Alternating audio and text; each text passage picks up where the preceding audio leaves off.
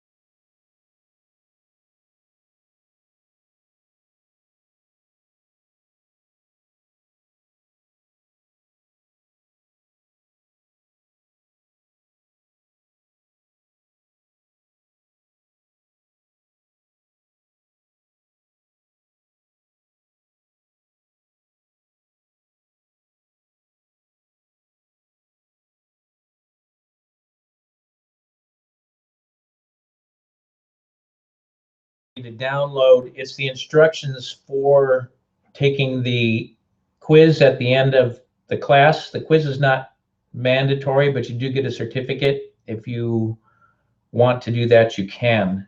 I'll explain how that works at the end of the presentation, but just in case you miss it or want to take it tomorrow, those directions, you can print those out.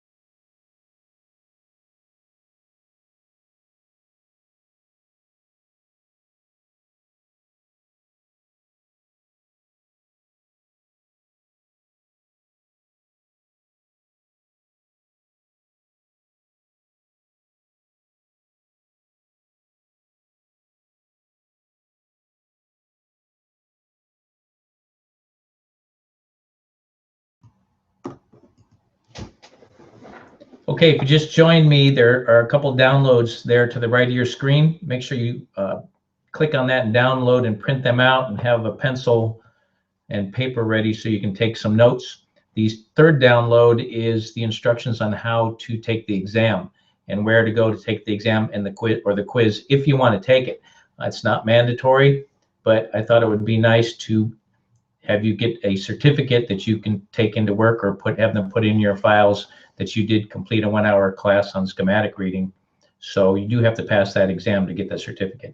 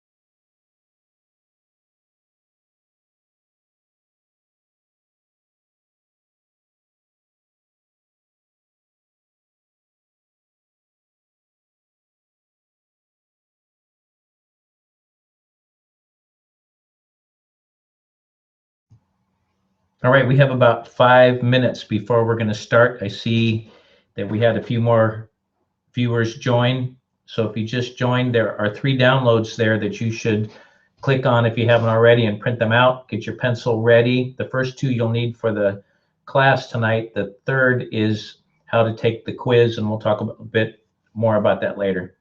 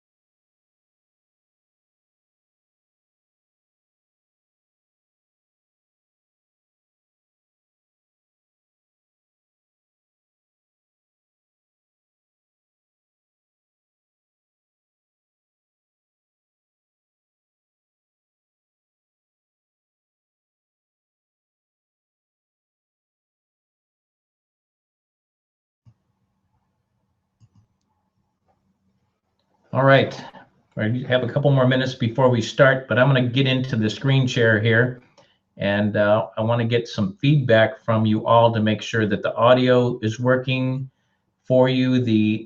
You can see the screen share and you can see the drawing on the screen. So I'm going to flip that over right now, and I'm also going to take these links down in just a few minutes. If you haven't downloaded the links that you see over there on the right hand side of your screen, then you should do so now and get those printed out, because when we start, I'm going to open up the question box so you can ask some questions. So let's just do a quick test here.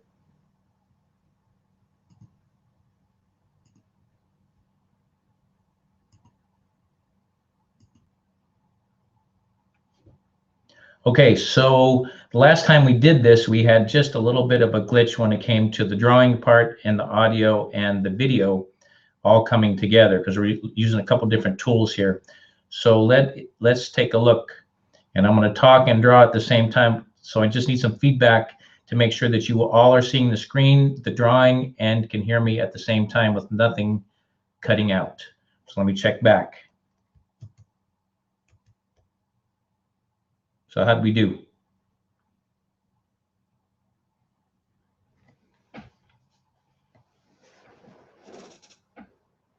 So I'm looking for some feedback there in the chat box to make sure that everybody was able to see, hear, and view the drawing and the whiteboard all at the same time.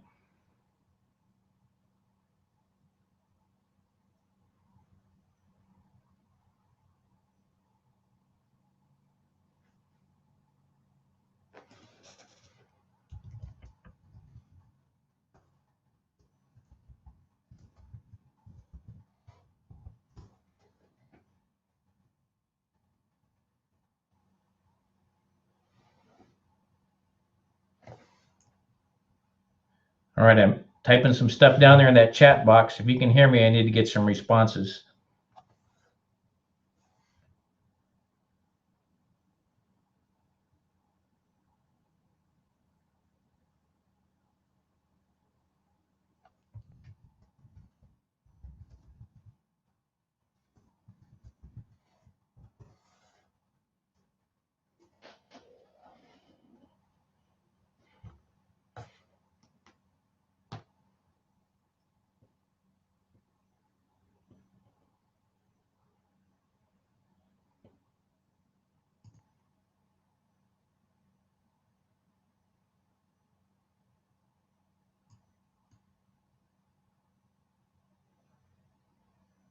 All right, I'm looking for some feedback here.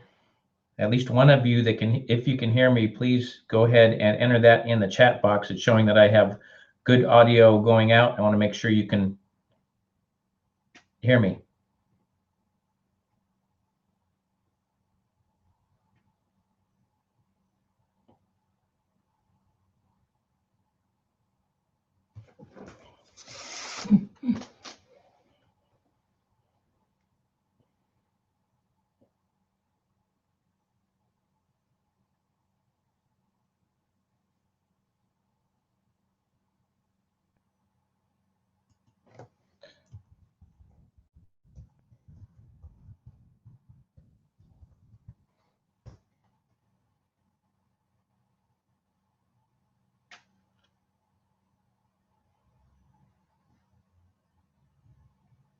All right, well, I am going to go ahead and switch over to the Q&A box.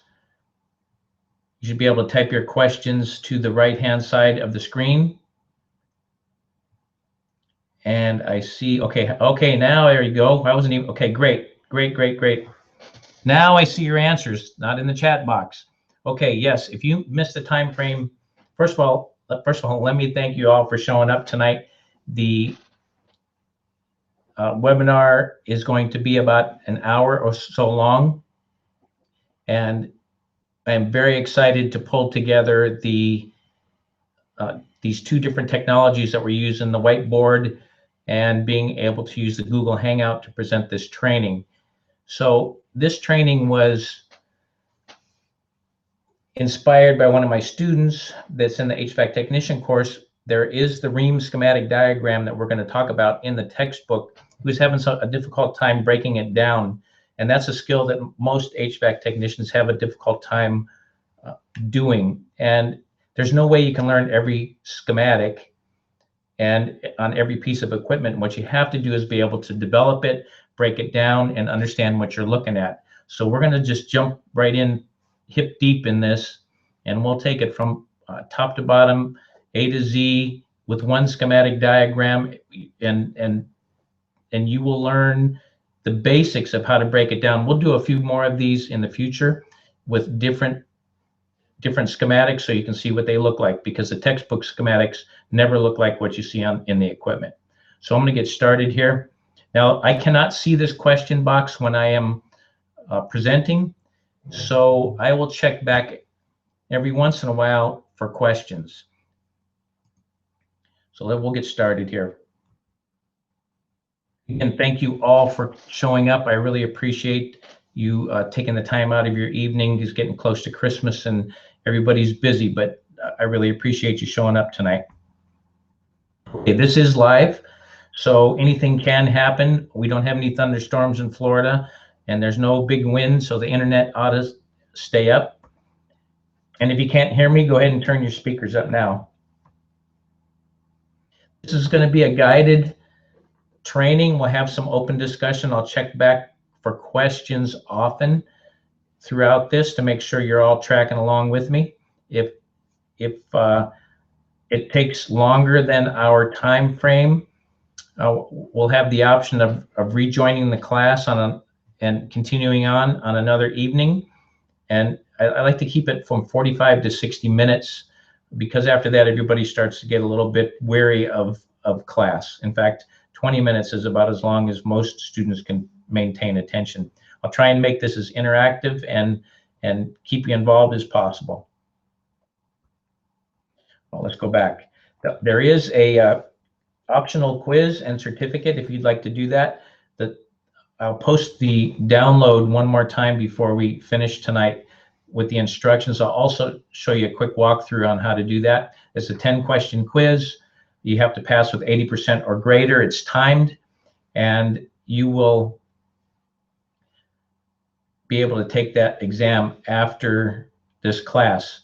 And they're pretty straightforward questions. We may not talk about everything that's on the exam, but you should learn enough from this that you should be able to pass it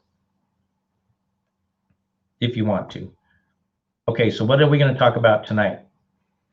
We're going to look at the schematic diagrams and the ladder diagram and explain the difference between the two.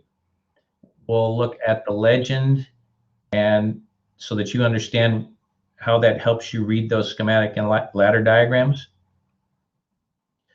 We'll take out some specific components that you'll see fairly often across the board in gas furnaces and in air conditioning and heat pumps as well.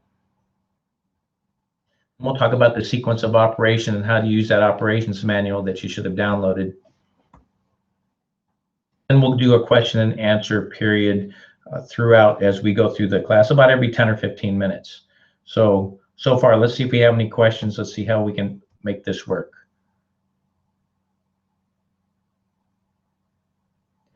Okay, got one quick question on the third download for the quiz. I'll post those downloads up there at the end of the class. I think I mentioned that. Everything's working good so far. I'm very excited about pulling this together. All right, let's get started.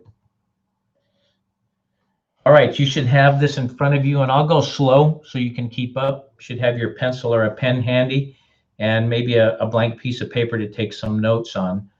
So this is a Rheem gas furnace and this is the schematic diagram that you would see inside the cover of the gas furnace, or if the installation guide was there, you would be able to see that.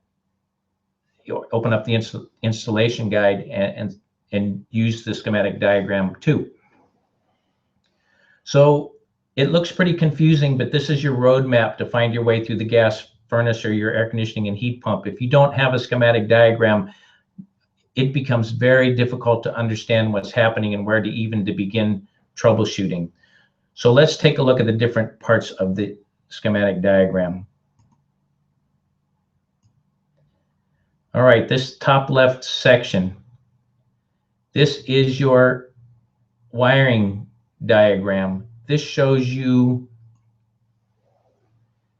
all of the components, and it shows you the connections directly to the equipment. So if you looked in the equipment and you saw this heat cool, let's zoom in here just a bit.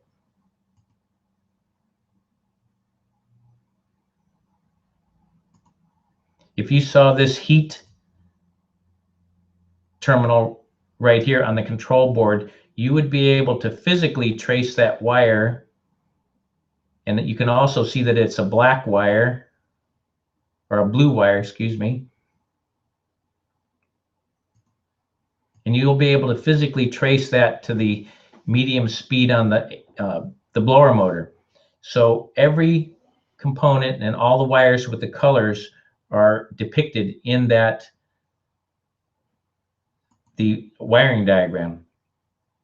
So this kind of gives you the roadmap as to where they're connected. But the diagram that you will use more often than not is the ladder diagram. And that ladder diagram is up here in the top right corner of this schematic. And a ladder diagram is divided into two parts. And most often, it's nearly an industry standard. The ladder diagram, the bottom half of the ladder diagram is the low voltage side. The top part of the ladder diagram is the high voltage side. And it divides the control systems down here with the loads and the motors and so forth up on the top of the ladder diagram. So you can see down here we have the the control board, different relays, and we'll talk about those here in just a bit. And all of the low voltage here, then we have all of the high voltage components up here. So we're talking high and low voltage components. And how do you know what's what on this ladder diagram? So what you have down here is called the legend, and it's on the bottom left-hand side of this diagram right here, and it gives you component codes. So let's zoom in here just a bit. Okay, so you're looking at this schematic or the ladder diagram here, and you're wondering what you're looking at. You have all these different components here. So here's the most obvious one, IFC. So what you can do is you can work your way over to the legend, and you look for the IFC, and it tells you that's the integrated furnace control. That happens to be the integrated furnace control module or board. And you can see that the indoor fan control, or the integrated furnace control, excuse me, is also over here on the wiring diagram. So this is how it's depicted on the ladder diagram. This is how it's depicted on your wiring diagram. One thing to note on your ladder diagrams, the wiring is for ease of visualization. It is not actually the physical wiring that you see in the equipment itself or over here on the wiring diagram. So this is not the wire chase inside. This is developing and understanding how the system works and interacts without all of these wires kind of crisscrossing all over the place. All right, let's see if we have any questions so far, and everybody's good to go.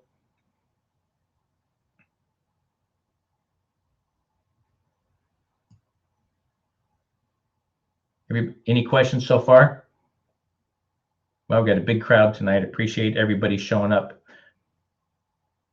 Okay.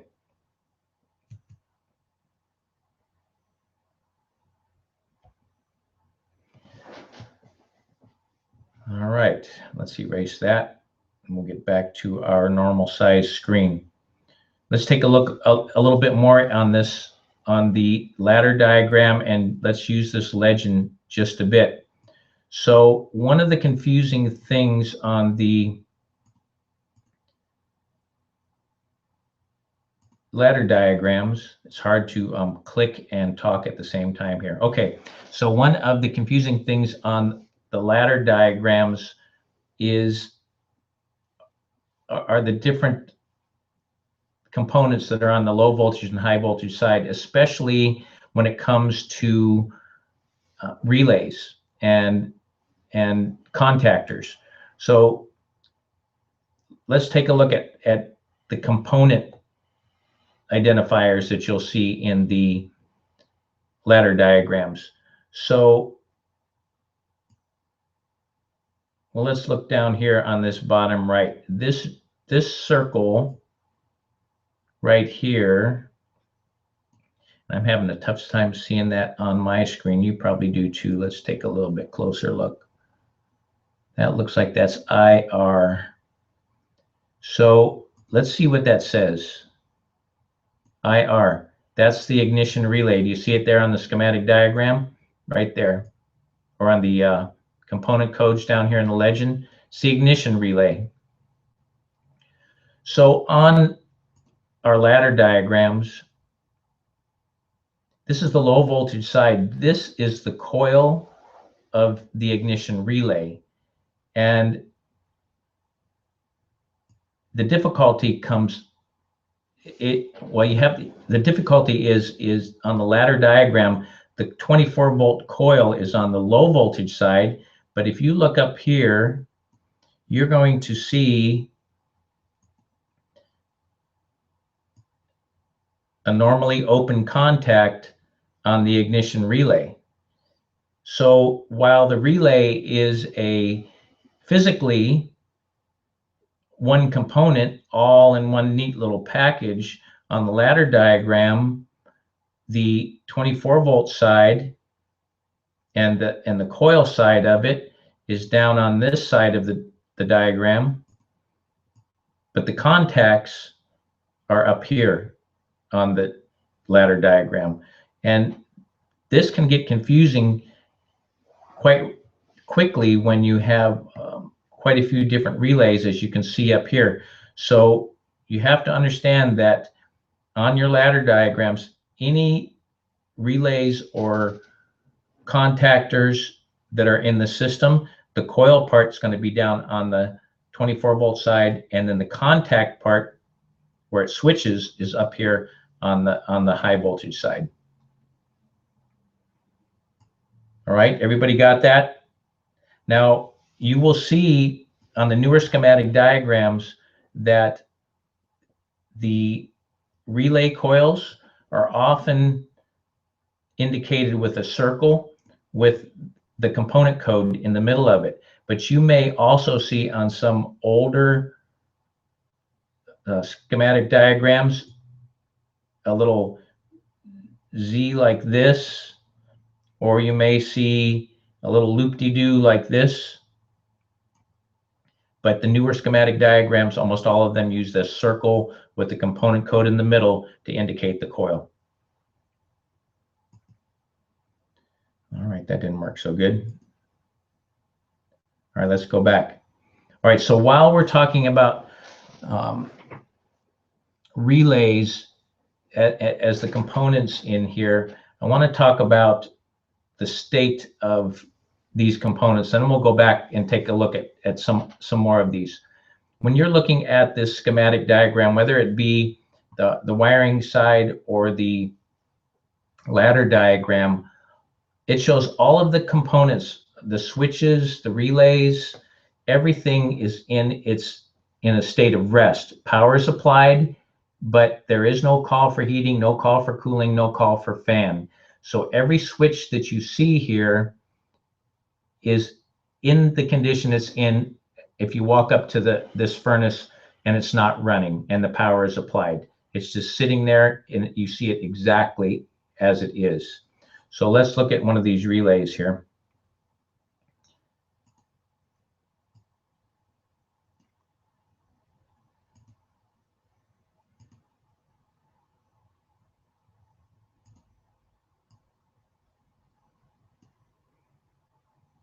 Let's look at the IDR.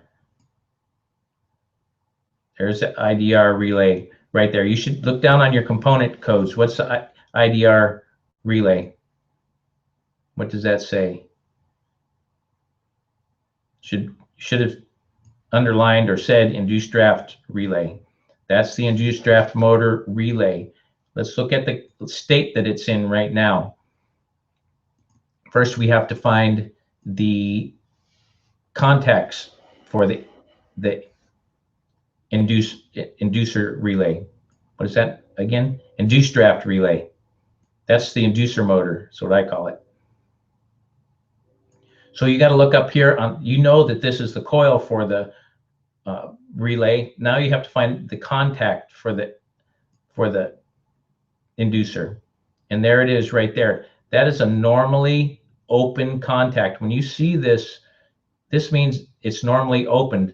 It does not close until this 24 volts is applied to the indoor or into the inducer motor relay. Oh, that erase doesn't work so good.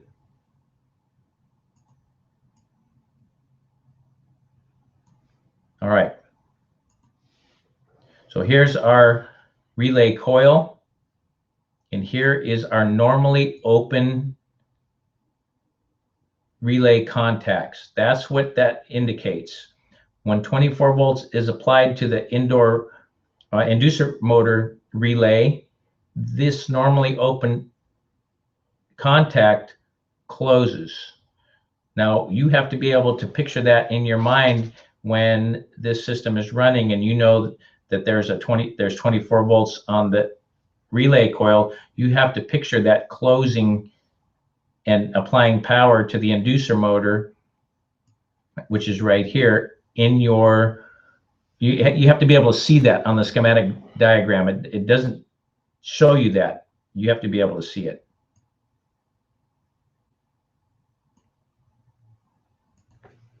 The other note here on our relays is we talked about normally open relay, normally open contact on the relay, normally open contact on the relay.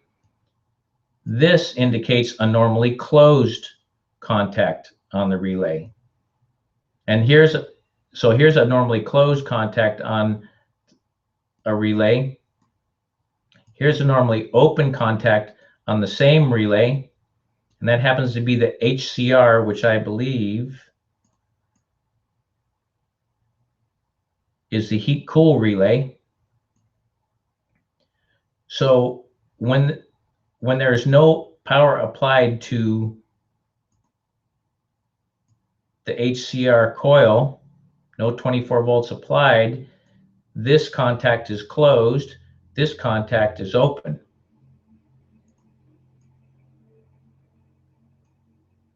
But when power is applied, and this again, this is where you have to be able to visualize this. This normally closed contact opens, and when I say power applied, I mean 24 volts is applied to the coil, which is down here. So that normally closed contact opens, the normally open contact closes. This is probably one of the most difficult things to understand when it comes to schematic diagrams and visualizing this. So if you put your meter on the heat or the heat control relay and you have 24 volts, you can look at this schematic diagram and know that this contact now opens and this contact up here now closes. Everybody got that? Let me go back, see if we have any questions here. Questions?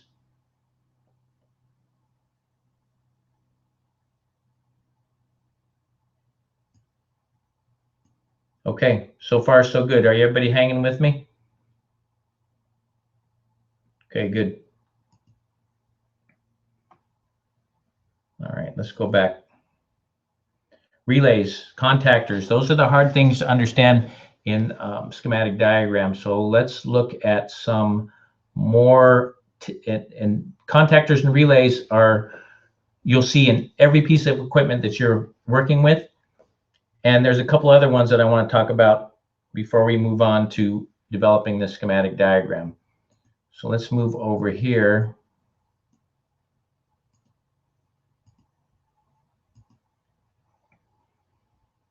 And look at these. All right. These symbols right here, all of these four lined up right here are bimetal heat-controlled relays. When you see this schematic symbol, this indicates that this is a heat activate, not a relay, but a heat activated switch. So as we look at this, the normal state of this switch is normally, all four of these switches are normally closed. Can you see it right here? We have a closed switch, a closed switch, a closed switch, a closed switch.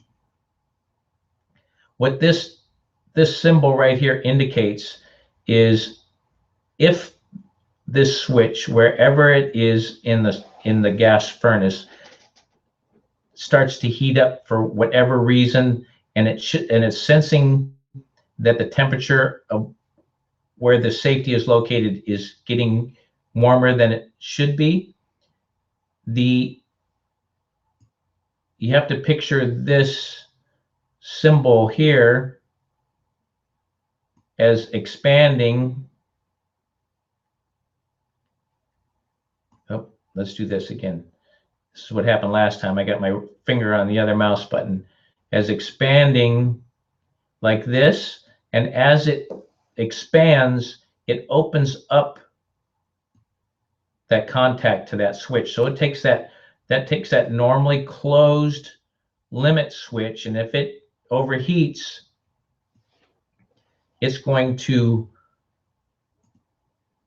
push this part of the contact open on the limit control and open up that switch and break the circuit. That's the safety. Now, these safeties, if you look at them, they'll have a code, something like this, printed on it. That means that at 150 degrees Fahrenheit, that bimetal element will have heated up enough and expanded enough to open up the switch.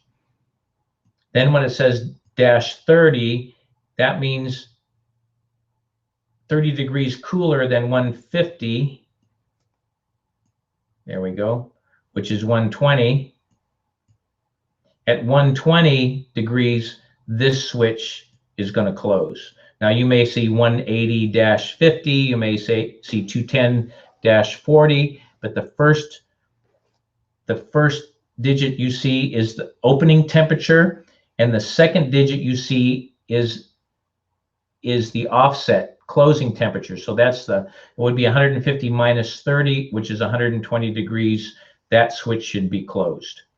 So that is only for this switch right here. And let's take a look. I want you to take a look down on the component code in the legend.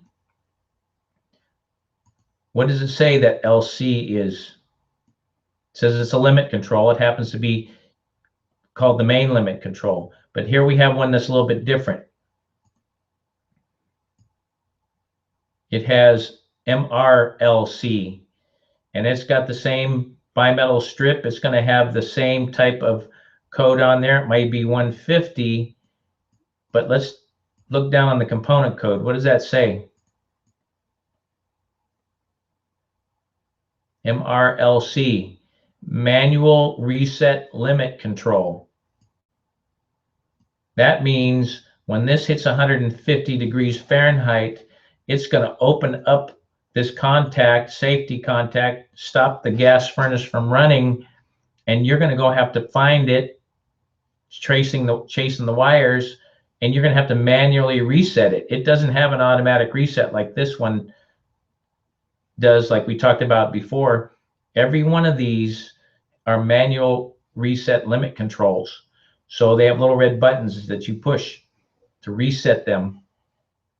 And these are the safeties that if you have to push this button to reset it, you better find out why it's tripping, because it's going to trip again. It will cause you another trip back to reset it. So just don't go reset that manual reset limit controls. This one will, the limit control that doesn't have the arrow on it will reset itself at a certain temperature.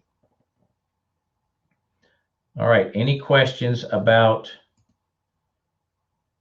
the rollouts and the limits? Let me go back here and look. Questions so far? Good. Am I going too fast, too slow? Let me know, because we're going to move on. We got a lot to cover here, and we're halfway through already. Everybody still awake? Okay. All right, so we covered relays and contactors. We talked about limit controls, and I'm working over here on the left, on the wiring side of the diagram, because the components are just a little bit bigger and easier to see than over here on the ladder diagram. But you'll notice that we have all of these limit controls that we find over here are right here on the ladder diagram. But it looks a whole lot different. And it's much more difficult. If you can see here, it's much more difficult to trace all these wires through to the integrated furnace control and all the different plugs. And when it shows it right here, much neater and cleaner and laid out in a more easy to understand manner.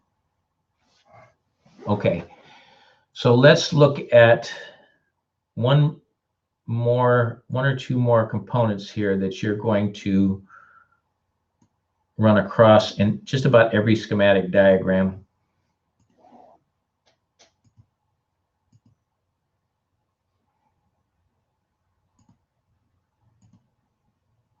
Oops, we can do that. Okay, so we talked about these limit controls. These are normally closed limit controls. Well, let's go up here to the NPC.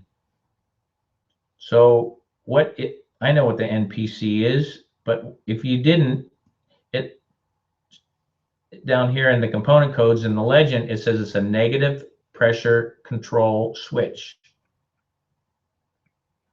So let's look at this. Is this switch normally open or normally closed when the gas furnace is sitting where without any call for heating or cooling or for blower motor or for the fan to come on? So the answer you should have thought about or said was it's a normally open switch or a normally open control. This symbol right here indicates this is a pressure activated switch. This one symbol indicates a heat activated switch. This is fairly universal that you will see these symbols across all the different schematic and ladder diagrams. So this is a negative pressure control switch. So it is normally open. Now, what you have to picture with this type of device is this is how I picture it anyway. This is a little cup that the pressure is holding open, whatever the pressure might be. And these will have the same kind of codes on it, similar codes on it that your relays will have. It'll have a opening and closing pressure. But I picture this as the pressure holds this switch open. As the pressure drops or goes into a negative, then there's not so much pressure pushing up on that little cup of the switch, and that switch closes. And one of the other things that you're going to see that you'll run across is, especially in air conditioning, you're going to find a pressure controls that are normally closed. And as the pressure increases, it pushes it to the open position. So you'll see this schematic or this symbol in the normally opened or normally closed position. I just want you to be able to picture in your mind on this cup, if the pressure goes up, it opens the switch. If the pressure goes down, then it closes that switch. Same thing over here with the limit controls. You're going to have, let's do this, move this over here. Same thing with the, not the limits, but on a heat activated switch. You may find one on a schematic diagram that's already open like this, which means that's the normal state. And as the temperature goes down, it closes the switch. As the temperature goes up, it opens the switch. So we have normally open heat activated switches and normally closed heat activated switches. We also have normally open pressure activated switches and normally closed heat activated switches. So just don't be fooled if you're looking at another schematic diagram and you don't see one that's open and it's closed. You just need to be able to understand pressure goes up, pushes open the contacts, pressure goes down, it closes the contacts. And most of those pressure switches will have that code on there. It may say 250-10, similar to the heat activated switches. So it's 250, it's open, but at 240, it's going to close. All right, makes sense? Questions on those so far? Everybody hanging with me? Good? Good. All right, we're going to move on. Let's get back to our normal view.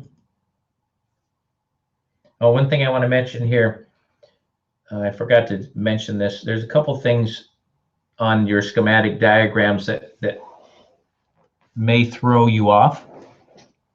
And I just want to make sure that you understand this. There's a lot of notes that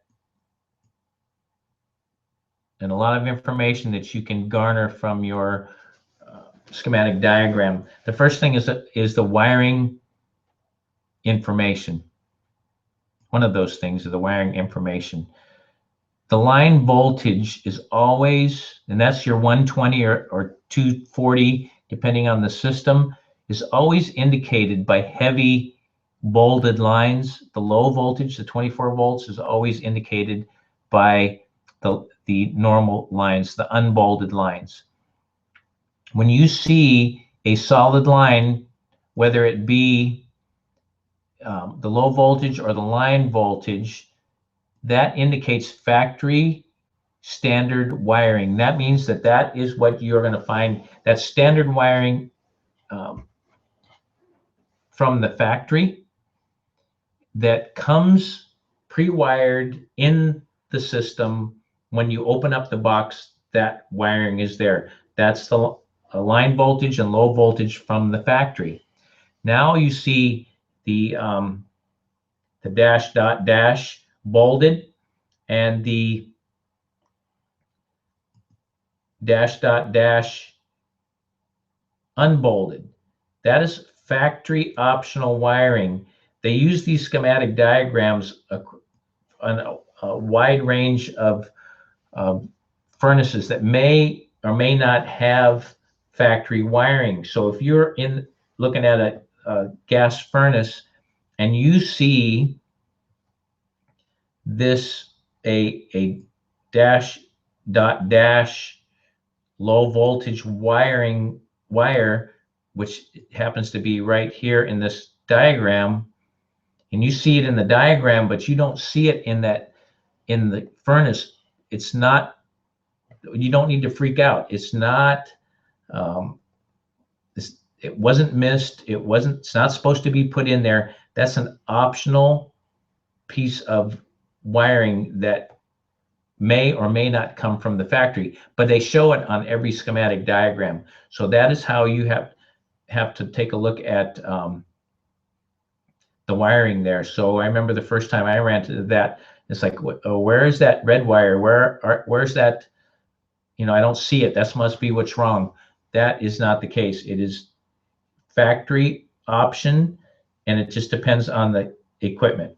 And so again, don't freak out if you see this wire on the diagram, but you don't see it in the furnace itself. Okay, and then the other one is field installed wiring. Those are just the dashed lines, the heavy and the bolded and the not bolded. That is the wiring that is installed by the installer, which would be you or someone from your company or someone from another company. So usually those are the incoming power. See right there, this would be coming from the circuit breaker panel in the house. Here's the factory. Here's the factory line voltage wiring. Here's the factory line voltage wiring. And when this furnace installed, the field installed wiring has to be used to connect the gas furnace with the household power supply. And then the same thing up here. You see these dashed lines right here? That is the thermostat wiring that's installed. Doesn't come with the unit. That's field installed by the installer, coming from the thermostat to the integrated furnace control. So that is wiring that doesn't come with the equipment. All right. So It's pretty important to read and not get intimidated by this.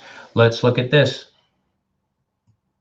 Heat assisted limit control, not present on upflow only models. So every Rheem gas furnace shows this heat assisted limit control. But if you're looking at an upflow only Rheem gas furnace, this heat assisted limit control is not going to be there, even though you see it on the schematic diagram. So don't go looking for it. Don't wonder where it is. You just need to sit down and maybe spend 5 minutes and read all of the notes that you have. Start to familiarize yourself with the different components and how they're connected, and break it down one by one. When we do another schematic class, we'll do some troubleshooting, but this we're just going to try and demystify some of what you see on these diagrams. The other important thing to pay attention to is the note. The notes. So, here's one. If the factory wiring of heating and cooling speeds is not desirable, refer to the spec sheet for appropriate speeds. So it comes pre-wired from the factory, but you have the option to adjust those speeds to suit the system that it's installed in the ductwork system. It also says connect unused motor lead to M1 on the control board. So there's an unused motor lead, M1, it's parked. It's what you call a little parking terminal. It just keeps it from flopping around inside the equipment. Look at this one. 50,000 BTU models only have 4 speeds. The blue lead is for medium high speed, yellow lead for medium low. So if it's not a 50,000 BTU unit, there's only going to be 3 leads on this motor. But if you don't read that, then it's going to begin to throw you off.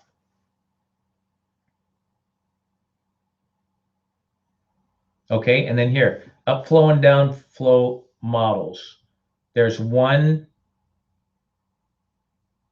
manual reset limit control.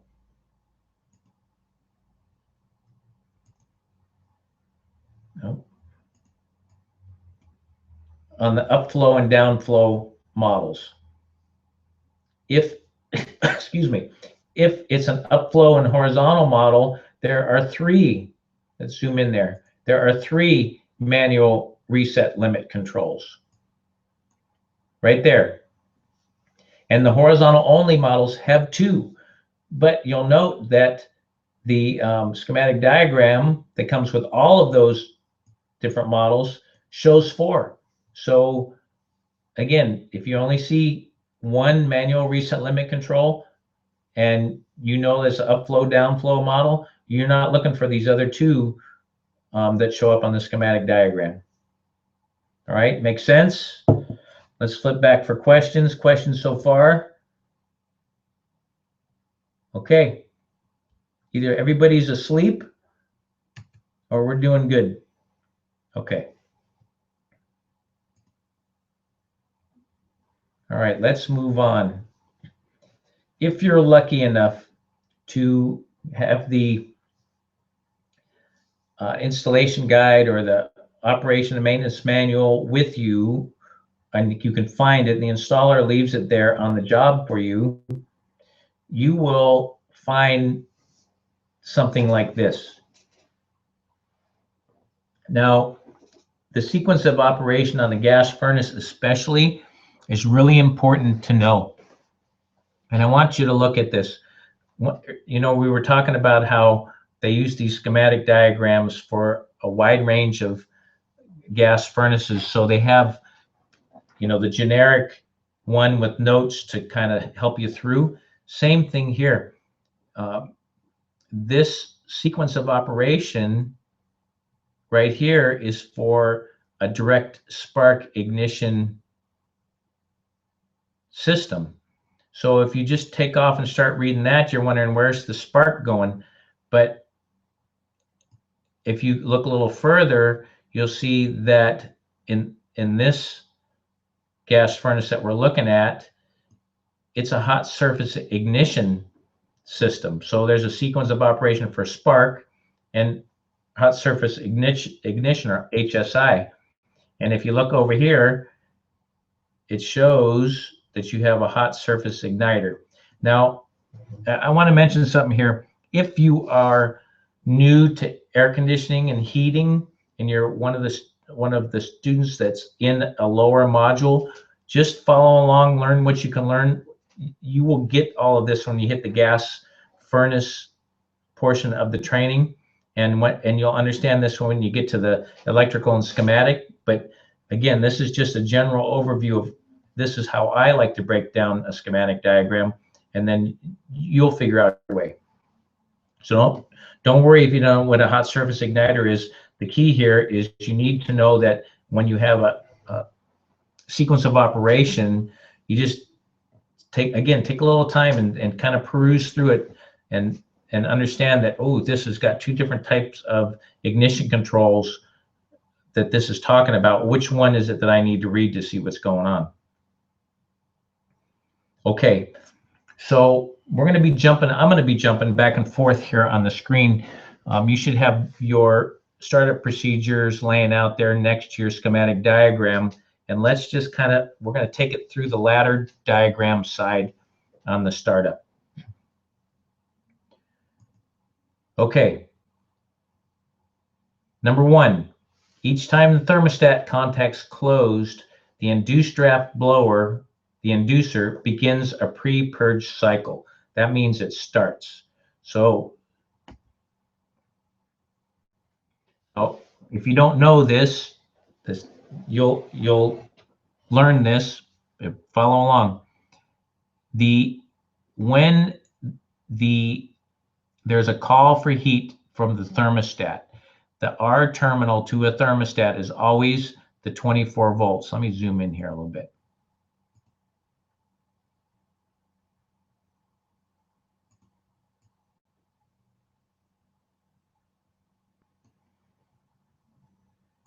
Okay, so when the thermostat calls for heat, it always takes the 24 volts from the R terminal, passes it to the W terminal, and sends it back to whatever control board that you're going to. Now you see that, let's move over here. Let's do it over here. On this side, you'll see that we have, all of a sudden it disappears in the control board. What the heck is going on? So if you look at the ladder diagram, and we have 24 volts, but it's always on the R terminal going to the thermostat. When it comes back to the W terminal, it comes from the integrated fan control. And it shows that it goes through the it goes to the normally open negative pressure switch and stops right there. But this is where you have to understand how the system works. The IDR relay, this control board, it has to be energized with 24 volts to close that normally open contact that applies power to the inducer motor, and the inducer motor begins to run. All right, did everybody follow that? So it goes, thermostat calls for heat, goes 24 volt, goes from R through the W terminal, goes over here to the negative pressure switch, which is open, and stops. It also goes out to the inducer relay. It energizes the inducer relay, closes the normally open inducer relay switch on the or contacts on the relay. It applies the power, L1, the power from the incoming circuit to the inducer motor, and the inducer motor runs. See? So it tells you right there. Each time the thermostat contacts close, the induced draft blower motor begins a pre-purge cycle. the air-proofing negative pressure switch closes. So let's look at that. That's step 2 right there. All right, I'm going to have to erase this by hand because I hit the mass erase. It's going to zoom us out of view here. Okay, so our induced draft motor is running at this point. Remember we talked about the W comes up here, goes through, straight through the integrated furnace control to a negative pressure switch. The inducer motor is what exhausts the gases out the chimney, out the vent. So that's got to be running before anything else is going to happen. The way that the indoor furnace control or the integrated furnace control works is the inducer motor runs and this pressure switch is plugged into the inducer motors such that when that has enough negative pressure where it's sucking that out of there, it closes that normally open pressure switch. And then it has 24 volts sitting right there on GVR, which happens to be the gas valve relay normally open contact on the integrated furnace control board. You won't be able to see that. It'll be buried in all the components, but you'll know that that goes off the board through the negative pressure control switch and then back to that gas valve relay contact waiting for that switch that part of the relay to close. All right, everybody tracking so far? I'm going to go back and check. Excuse me. All right, got it? Okay.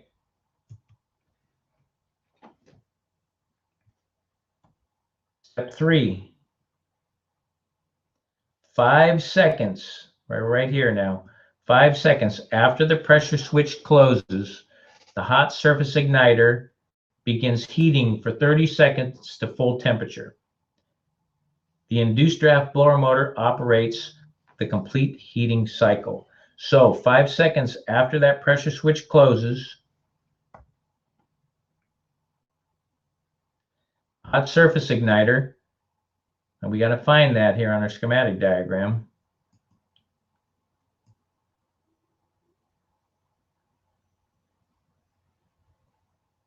Just got to find it somewhere.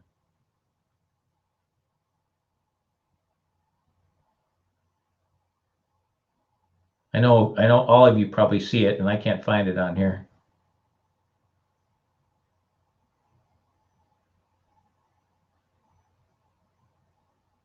All right, well, then we'll go over here. There's our hot surface igniter.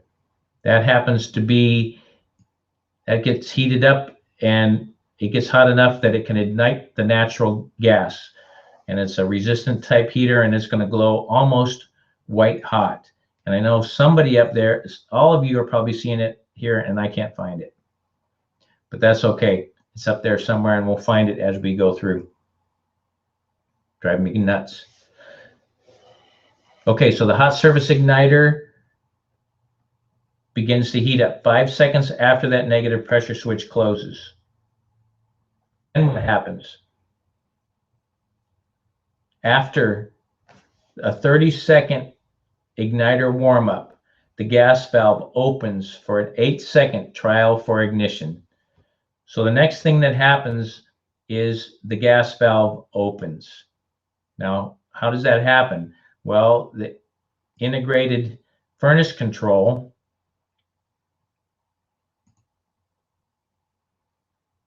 knows that the pressure switch has closed because that signal goes back to the control board. Then it times and applies power and times how long the hot surface igniter has been heated, and then it's going to close the gas valve relay. It's going to send 24 volts to the GVR, the gas valve relay, and that contact right here on this integrated furnace control is going to go out to the heat assisted limit control if there is one. If there's not one there, then it's not going to go out the control board. but also at the same time that it sends the 24 volts to the gas valve relay coil, we are going to go up.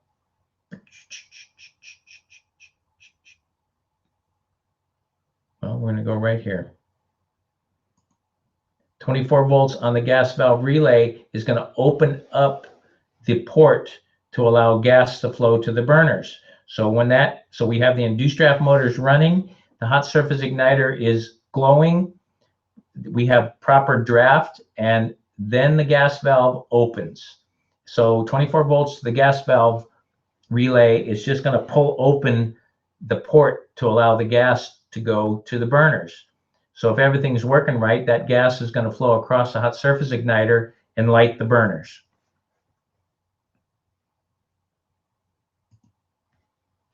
What's next? Okay, there it is. The igniter lights the burners and stays energized for the first 8 seconds after the gas valve opens. Now we're on number 6. 7 seconds after the gas valve opens, the remote flame sensor must prove flame ignition for 1 second. And it uses the process of flame rectification, which is, we won't talk about that now, but there is a flame sensing rod that is in the burner flame, and it senses that the burners are on. And when that sends that signal back to the indoor furnace control, it's going to start a timer, and 20 seconds after the burners ignite, the blower motor goes on. And here is the indoor blower motor, IBM.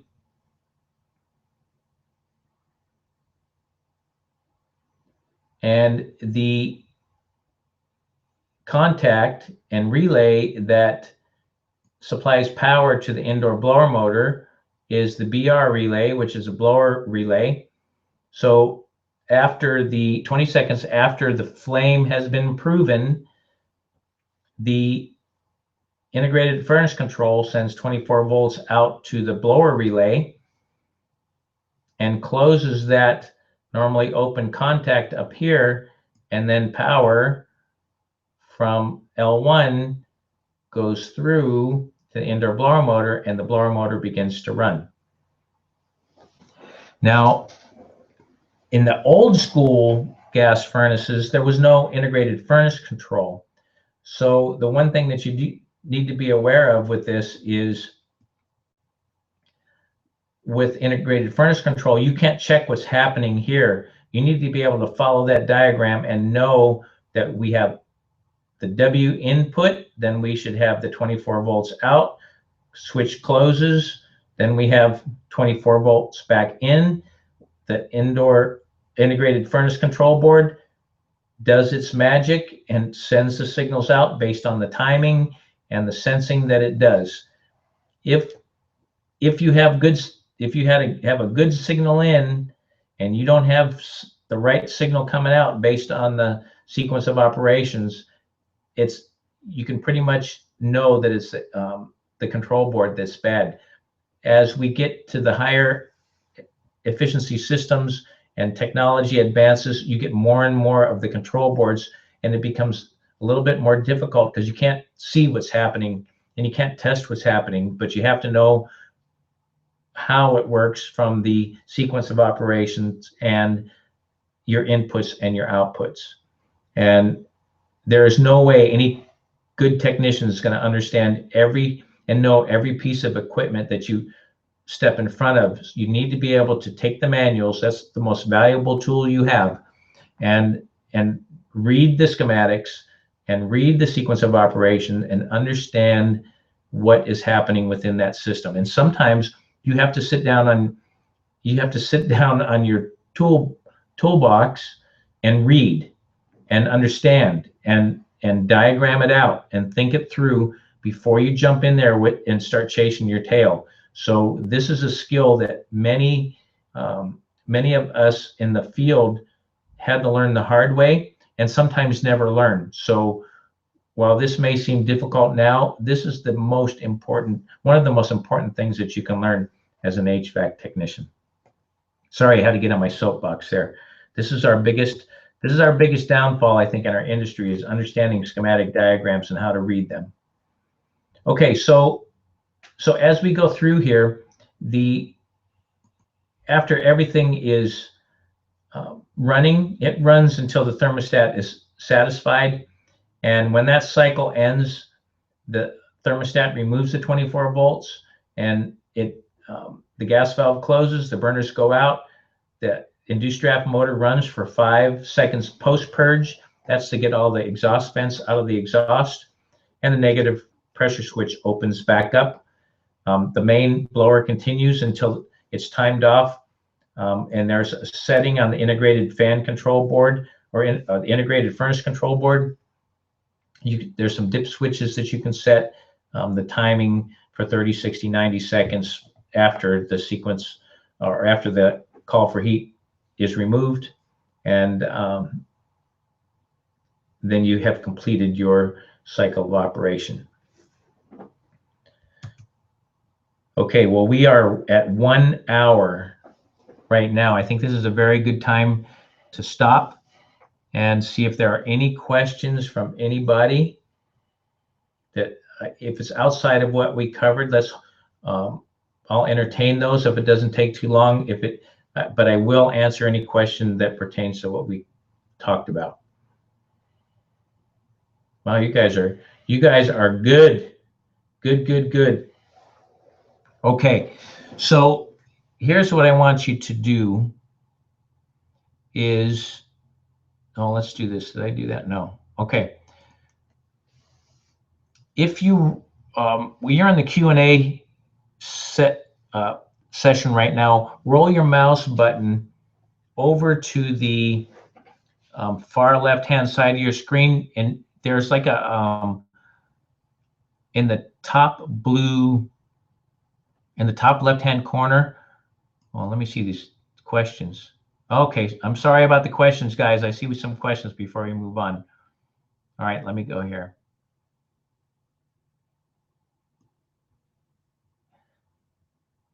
Okay, explain that when the 24-volt contact is energized.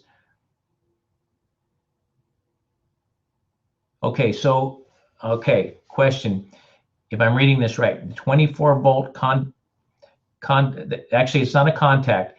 It's a coil. It's a magnetic coil. So when there's 24 volts on the relay, that magnetic field pulls the contacts closed on the relay, and it's just like an electronic switch, like a light switch, but it's closed electronically, and that just applies power to the blower motor.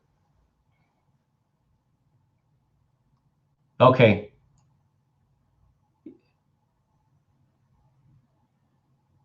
Okay, Howard, diagnosis is another day.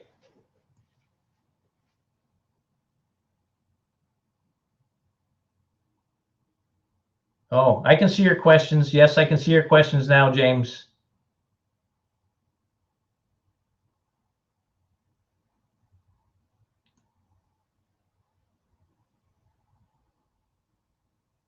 Okay, so the question on the limit switches.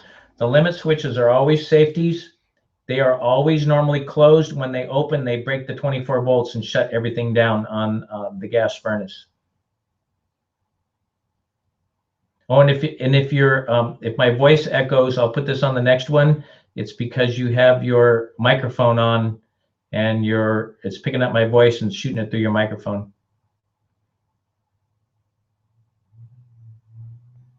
Okay. I'm going to do the links here. I'm going to go over to the chat and we'll do the links.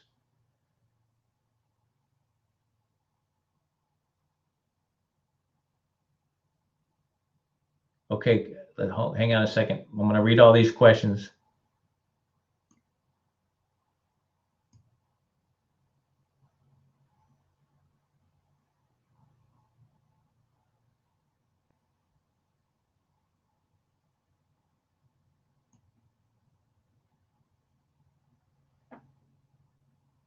Okay. So I think we got everything. That question about the links. I'll flip over. I'll tell you how to flip over to the chat box. If you roll your mouse, over to the top left-hand corner of your screen, you will see a blue speech bubble on the top. And if you click on it, it should say chat. It's going to flip you over to the chat window. That's where you're going to find your downloads. And I'm going to give you a quick tour of where you can take this quiz if you want to take it. And and I'm sorry if the diagram was fuzzy. That's why we had the printouts there. It looked pretty good on my end right here. All right, I'm gonna flip over to the course. The first two are from what from the class. The second link down below is how to take the quiz info and where to go. I'm going to show you that quickly, and then we're going to wrap it up tonight.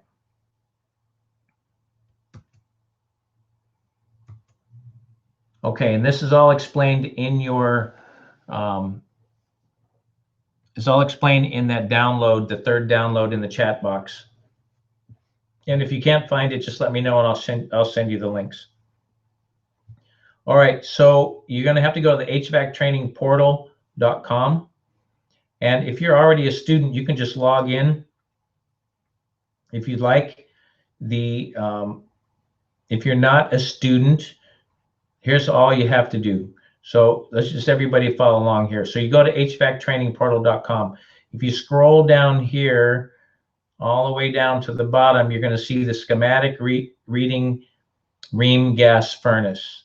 This is open enrollment, and it's just a quiz. I will post this video after I edit it out, the first 15 minutes where we're just waiting to start the class. And I will put that in this link. Probably be tomorrow afternoon before it's there, so you can rewatch it again. If you click on that, and if you're a student already and have a student account, you just go ahead and log in. It'll take you to that class. If you are not a student and you're a HVAC Tech Hangout member, don't do the student registration. It's a pain in the butt to do. You can log in using Google or Facebook, and all you have to do is be logged into your Google or Facebook account, and it will take you right to that course. And let me log in as my old self. And it'll take you here to the schematic reading class. This is your dashboard. You have to click this link right here. Oh, you have to enroll yourself first. And here's your downloads. There's a 20-minute time limit for the quiz. A score of 80% or better is required to obtain your certificate. The quiz is timed. When you click on the schematic reading quiz, it's going to get you ready to go. Tells you got 20 minutes and attempt the quiz now. Once you pass that with 80% or greater, it will unlock your certificate and you can print that out and put it in your records. All right, so that is how you're going to do that, and that download kind of reminds you of what it is that you need to do. All right. Let me see. Did everybody find the chat box? And let's just jump over here one more time. Okay, so thank you all for attending. I had to have that slide to remind me to thank you, and this is the end. You all have my email. If you have any questions, need a reminder of how to get there, I'm happy to help you all. I also am requesting that if you have any request on what you want to learn, I mean, it's just not up to me what you need to learn. It's, what is it you want to learn? This was prompted by one of the students in the class. So it's, the ball is in your court. If you want to learn something and it seems like a good thing to do, I'll put it together and do it. Let me see if there's any other questions. Okay, so Luis, the downloads should be in the chat box. You could just download and print those out. And I will see you all on our next one. Thank you so much. Merry Christmas, Happy New Year, Happy Hanukkah, and if you don't celebrate Christmas, that's okay too. All right, guys, thanks very much for attending, and we'll see you on the next class.